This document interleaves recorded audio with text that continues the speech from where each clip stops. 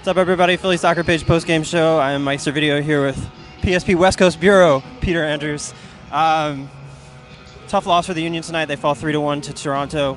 Your reaction to that one? Yeah, it's a tough loss. I mean, obviously the biggest problem is that Toronto FC has three really, really great players, and every one of them showed their quality tonight. Yeah. You know, the first goal, I think you have to say Giovinco took that ball down really well, was able to beat Blake. You know, you can't put it any more than that post. Yeah. And then Michael Bradley with the great ball in on the second, although we'll talk about the bad marking from the Union. Yeah. And then the third goal, just Jozy Altidore, you know, you can't let him get position on you. That's what's going to happen. And the Union were beat pretty bad by those three guys. All three Toronto goals maybe come at the expense of Ken Tribbett, who gets pulled at halftime for Josh Yaro. What did you see with Ken tonight, and what happened? Well, I think maybe at the expense of Ken Tribbett is trying to save some face. I mean, he was a very, very poor performer for the Union tonight, and it's tough.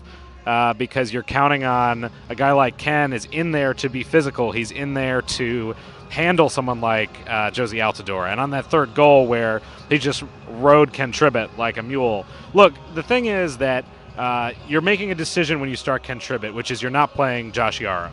And Jim Curtin said after the game he thought that playing Josh Yaro would be over-tinkering, was the word he used, after they won a game. And I understand the impulse to keep your team together. Especially after a 4-0 win. Yeah, it makes sense. But at the same time, you have someone like Giovinco, and the Union didn't have anyone on the back line who could handle Giovinco. Right. And so Ken Tribbett, it's tough to pull him at halftime. Especially, he also gets the goal. Yeah, it was a great finish. It was a spectacular finish, and he puts it the only place in the goal where Alex Bono could not get to it. But not his night tonight, and I'll give him credit. I talked to him after the game. He seemed very, said he learned from each goal and would look to move on. They're coming up again on Wednesday. Yeah. Second straight start for the midfield three of Warren Creavalle, Alejandro Bedoya, and Tranquillo Bernetta. What did you see out of those three tonight, and how is Bedoya sliding into this lineup? Well, it's kind of a tough night because the weaknesses of the central back line sort of forced the Union's hand a little bit. They're down 3 goals, and so the second half you have Creavalle subbed early, Bedoya having to go the full 90. In the first half, I thought Bernetta still looks very strong in that number 10 role, driving forward. But there's something missing between Creavalle and Bedoya right now, where I think Bedoya is not sure where Crevalle's going to be at any given moment, because I think you agree, Crevalle's positional discipline is not very good. No, it's a little bit all over the place. And when it comes to actually the pure number 6 job of winning the ball on tackles, I think Bedoya is better. You saw time after time today, Bedoya coming in at just the right moment to make the tackle. Creavalle is a liability right now, and I think it's tough. You're hoping Brian Carroll will come back soon, because otherwise I think you have to start thinking about using either Tribbett or Yaro at that number 6. Yeah, I think that'll be an interesting decision for Curtin coming up. Sons of Ben get on Mark Geiger, Philly Soccer Page's favorite referee. Tranquillo Bernetta maybe takes a shot at him in the post game. Did you think the referee had an influence on the game tonight? Did he miss a few calls? Well, it's tough to say. I think there's a lot of different ways to look at it. On the one hand, I did think the referee was poor tonight. I thought he missed a lot of calls in favor of the Union, and especially as the game went on, I think he became increasingly unwilling to give the Union calls, which is human nature. Someone's telling you that you suck, you might not like them very much. That being said, the Union didn't lose this game because of Mark Geiger.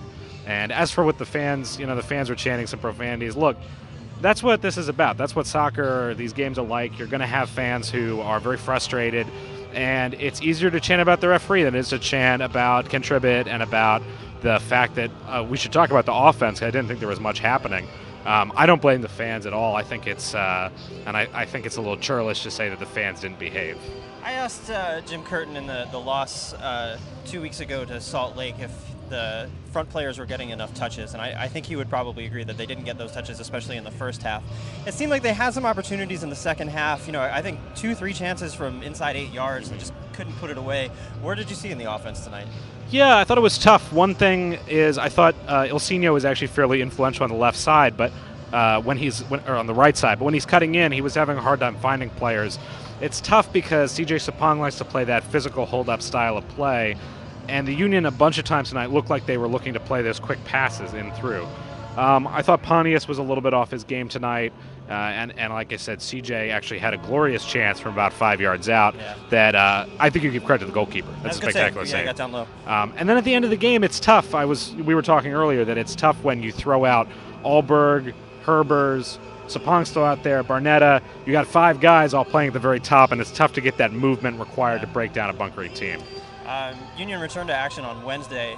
Good to get this midweek game going after a loss at home. I think definitely. I think one thing Jim said after the post-game press conference was we talked about not getting too high and not getting too low, and I think that applies to Union fans, that applies to Union media, that applies to the team.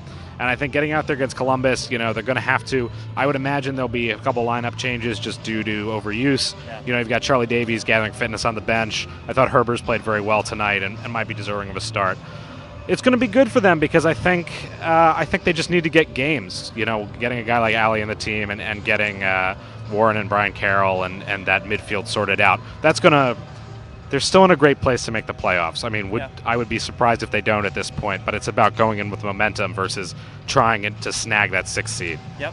I think we'll wrap up there. Union back in action on Wednesday, back at home next Saturday, hosting Kansas City at 7 p.m., and we'll be here for that, so we'll see you then. Thanks.